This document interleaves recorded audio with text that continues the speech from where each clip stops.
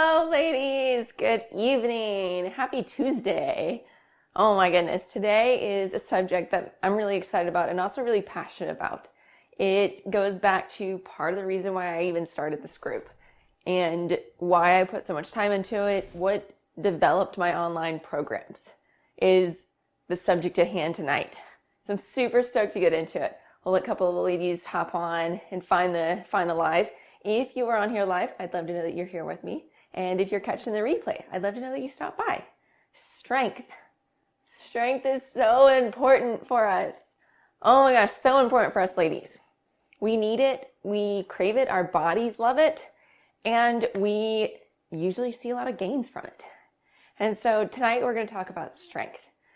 A little bit more of the intro into it, how to get started into it, how to stay injury-free, how to actually feel probably better from it, and using the correct muscles. How we end up doing that.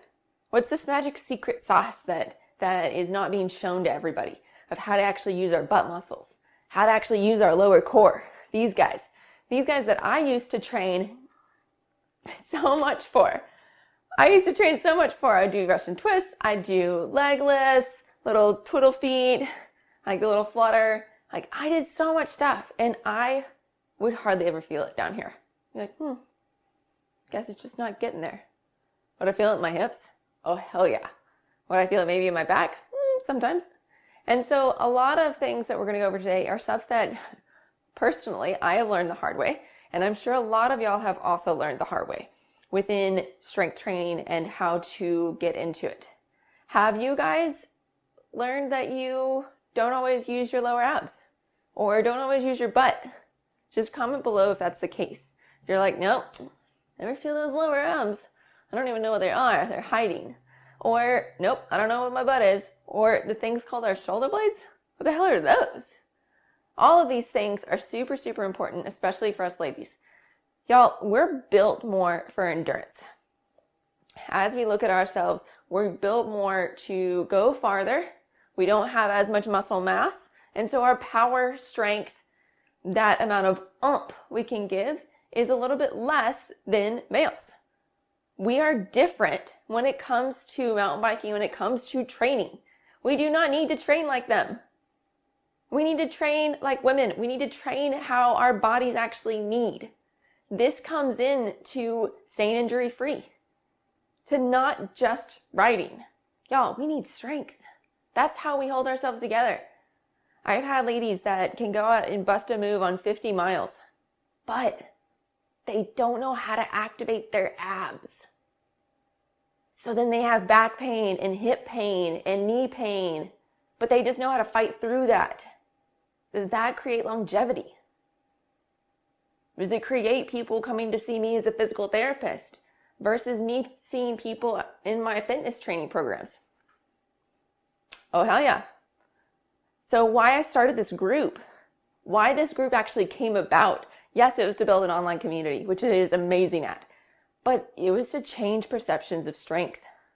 It was to change how you strength train, how you look at some of these aspects, and to create a program that was actually for your level. So let's hop into strength training and how we develop it, how we look at it. So to stay injury-free, so we need to look at how our body moves right now. We need to look, are we mobile in our hips? Can I actually cross my leg? Can I raise my arm all the way up? Do I wing with my shoulder blades? All of these things tie into how our body is actually moving with us, how we're controlling it and how we're keeping it and getting it stronger. If I'm not using and able to engage my lower abs, then guess what I'm going to do? I'm going to use my back probably and some hip flexors. And so those all tie in together. And so as we think I need to stay injury-free or get injury-free, it almost looks at where you are now. What do you need to start with? There's all these so great things. Strength train, resistance training, get stronger. That's perfect. I love it. If you're there, if you're ready for it. I have ladies join my Core Crushers program, and the team for that matter, And they start at level 1, which is just an engagement of letting you know how to use your lower abs. Do you know actually how to turn them on?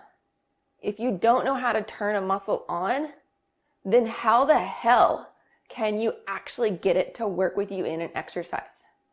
So that goes to number 2. Your mobility, what muscles you're actually able to engage, what muscles you actually know how to engage. Those all keep you injury-free. We talk about our entire body. We talk about how exercises come together. All of these things, the big things in our body is stability training. The next is mobility. And so making sure that we are doing mobility for the things that need it, and we're doing strength for the other areas that need it. Our body is broken down into different areas that need strength and need stability. Our neck needs stability. I don't have a whole lot of things that need to be stretched in my neck. Yeah, your neck might be tight, but does it actually have the most stability in it? Or is the tightness actually preventing more movement because you're not strong? Let me say that again. So if I'm tight in my neck, sometimes it can be that I need stability in there. There's different parts of our neck that might need some mobility. Our upper part of our neck, and right where it meets our thoracic spine, right here. But for our mid part of our neck, a lot of times that's our main provocator, is that we actually need some stability there. If I just stretch my neck and my muscles are guarding against movement, do you think it's going to help it? Probably not. If I actually do neck strengthening exercises, do you think that's going to help it? Probably so. Probably so. It's probably going to help us. Our shoulders are mostly held together with muscles. Muscles tighten down and guard when there's pain or just there's not even balance of muscles working together. Anybody else feel like they need to stretch their shoulders sometimes or stretch their neck?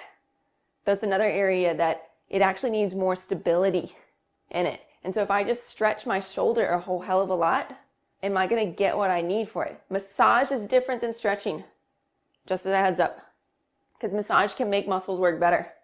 It can make them track better. If I massage my pec, it can actually make my other ones that are working back here, my shoulder blade muscles, actually able to work because I'm able to release my pec for other muscles to engage. Our upper back. This is like one of our most stable areas of our body. It has ribs that attach to it. It's like a cylinder. Super, super stable. It probably needs mobility. And so looking at how your body is actually put together is key for when you come to strength training. Do you have the mobility? And do you have the motor control? Can you turn a muscle on? That's motor control. You may feel like they need to work some mobility places. And so part of your strength training that you're getting into, once you understand how to turn the right muscles on, that means that you can engage them in different exercises. And some play off of others. Some are playing off of our core, which is usually the most part of it. Like our trunk control kind of stems off into our arms, our neck, our legs. It kind of is the most important part of our body. And if we don't know how to engage here properly, do you think I'm going to get a good training and strength training for the rest of my body? Probably not. And so where we start strength training is important. Where we begin it. So if I want to use the right muscles, then I need to have the right setup. If I can't have the right setup, then I'm not going to use the right muscles. If I go down into a squat and I go like that because I'm trying to keep my chest up, but I lose my form in my low back, do you think I'm going to actually use my core and my glutes? No, probably not. I'm going to actually put more stress through my back, more stress through my hip flexors and my quads. It's not going to give me the bang for my buck that I need. And so I actually need to do, before I even step into squats as much, is do some other controlled strengthening, core to glute activation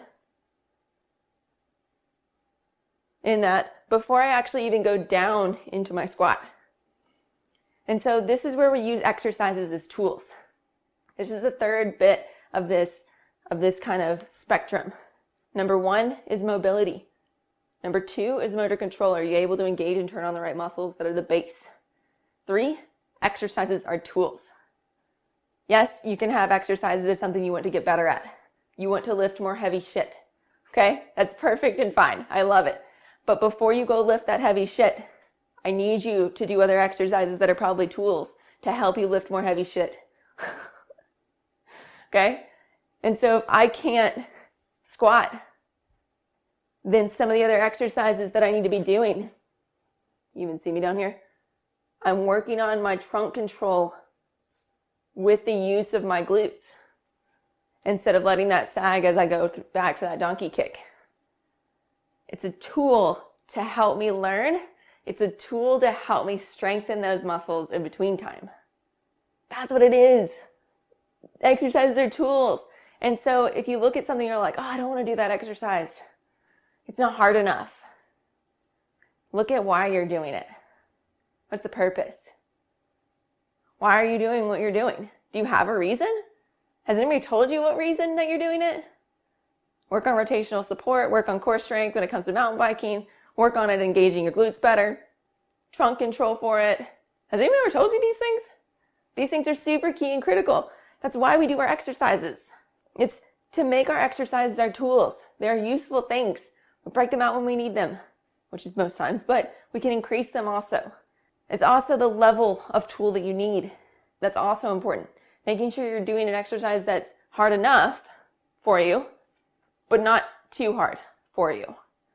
Because if it's too hard, then you're probably going to compensate and just get the movement done.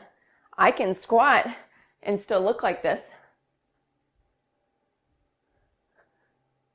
Or I can squat and look like this, and I'm using and supporting my muscles. Either way, I can still get my ass towards the floor. Come back up. Just depends on which way it looks and which way I'm going to be using those muscles. Right? So that's number 3. Exercises are tools. Use them as such. All right? Then when you stack those things together, you will see gains. You will see improvements. And some of the easiest exercises that you think that you should not be doing, or that shouldn't be this hard because they look really easy, are the ones that are going to give you the most bang for your buck. Those are the ones that I'm going to get a message back that says, hey Liz, I've been doing this and it's amazing how much I feel the difference on my bike already. It's because we're activating your motor control system. We're getting you where you can turn on those muscles. And then once you can turn them on, then we can make them stronger. We can load them even more. But if you hop into strength training and you just start lifting more things, has anyone ever done this? I know I have. I've hopped into it and then I would make myself way too sore. And then I wouldn't go back for at least another 2 weeks. And then I'd hop back into it. And then I'd make myself really, really sore. And I wouldn't go back into it for at least another week to a month. And I had this reverberating cycle of not giving myself the exercise prescription that I needed. This is after I stopped playing soccer in college and I had some other medical issues. I did not know how to gauge my exercises. I didn't know how to put them together. I didn't know how to stack them. I would go full bore, full out, and then I would not be able to sit on the toilet the next day. We've all done it, of trying to go too far, too hard. So making sure you're stacking these things correctly. I ended up with injuries then because I went too hard too soon.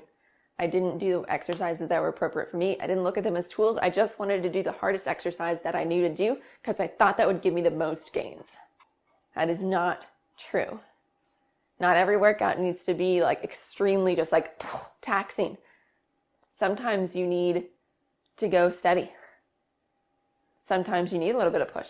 Sometimes you need to go a little easier. And so making sure you're stacking your exercises, stacking your workouts so you get all that. That's the important part. This is how the base ideas of how you actually strength train and what you are compiling together to make it happen.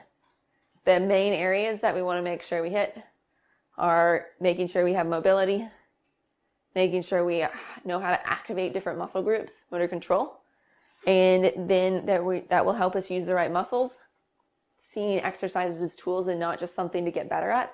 I use exercises to get better at mountain biking, to get better at kayaking, to get better in just my body as a whole. That's where I want to see that. That's where I want to come in with it. All right, y'all, have a fantastic night. And there's something special coming up for January. And it's going to be focusing on our core. It's going to be one of the biggest deals I've ever done. So stay tuned. And yeah, it's going to get announced a little soon. Bye, y'all. Have a fantastic night.